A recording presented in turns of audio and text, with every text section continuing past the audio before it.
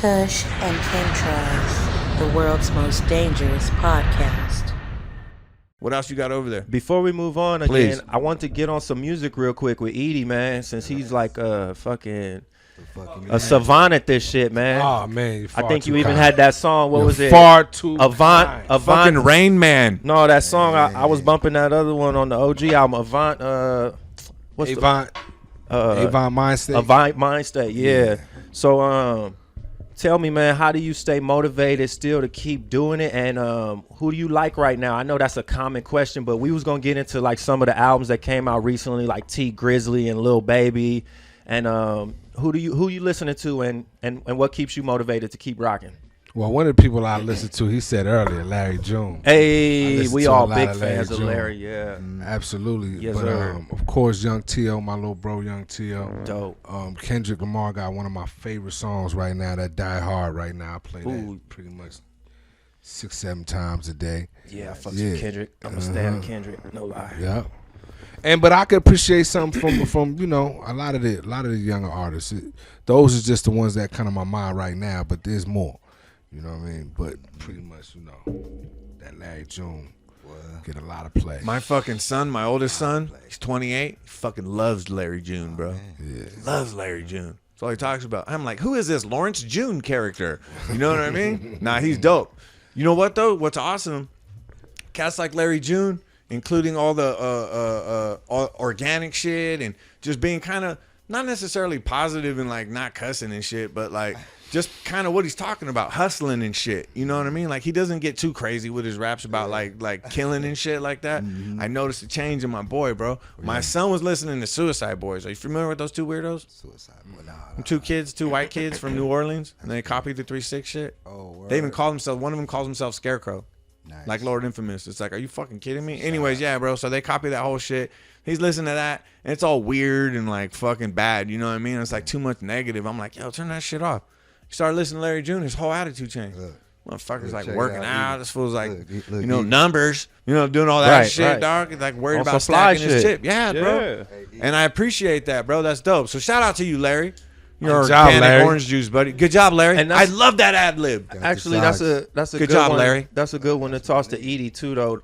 What do you think about the impact of the music on the youth? I don't want to even put extras on it. What do you think about that? Well, I'm from an era where they was really on our helmet about our music being a negative influence.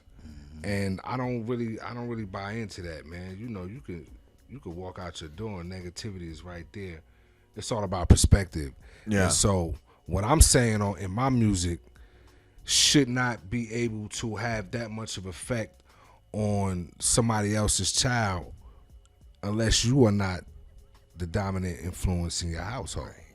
And then again, that's not my fault. What the fuck are you doing? That's what I mean. My mother was the dominant force in my household. So no matter what I was listening to, whether it was Ghetto Boys, Diary of a Madman, whatever the fuck I was listening to, I knew that was music and that was somebody else's life.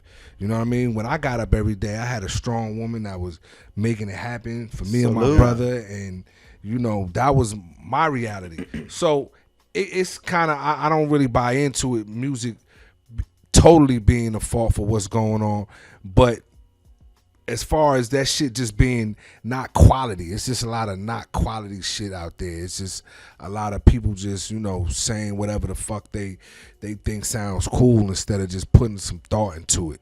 You know what I mean? And that shit There's there. There's no craftsmanship, bro. Yeah, it's very little. It's very little. There's still some out there, but it's very little. Yeah. It's far few and in between. And, like I said, cats just want to get up there and talk about fucking your bitch and, you know what I mean, how much drip they got. And that shit is mundane. Of course, rap has always been about looking fly and being, the flyest cat in the room. That's never going to change about hip-hop.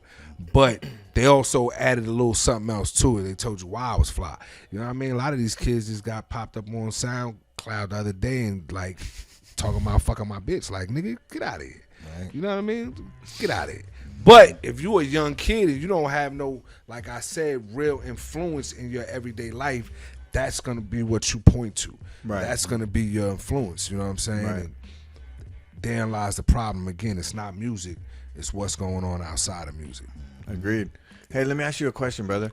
With A&Rs back in the day, do you think that they were able to kind of keep a rap on what was going on with like, hey, nah, man, that's a little too much, let's not do that? Or with the videos too, like the videos now, like there's fucking a gang of straps in the videos. I know like once in a while you would see a strap in the video, but it wasn't like it is now. It's like full on arsenals in the video, you know what I mean?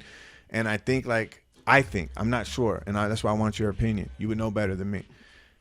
Would the A&Rs curb that type of shit back in the day? Like, hey, man, let's take some of these, you know. Nah, I wasn't really like the A&Rs, because the A&Rs around that time, they just sat there and, you know what I mean, like, do what the fuck you told. You know what I mean? Really, it's no big homies. It's nobody standing there saying, fantastic. Nah, don't do that shit. Yeah, man. yeah, That shit yeah, corny, yeah, man. yeah. That shit, you know what I mean?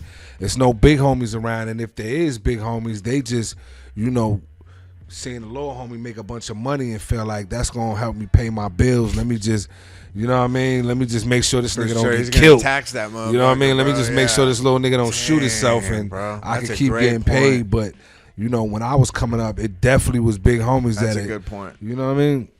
Put your coat to. Because a lot of times when you look at the shit. video, it is a bunch of fucking kids. That's a great point. Yeah. So then again, it comes into like, yo, who's monitoring that shit? It's like Lord of the Flies, bro. Remember that movie when all them kids go crazy on that island and blind shit? leading the blind. Damn. A lot Great of point, times. brother.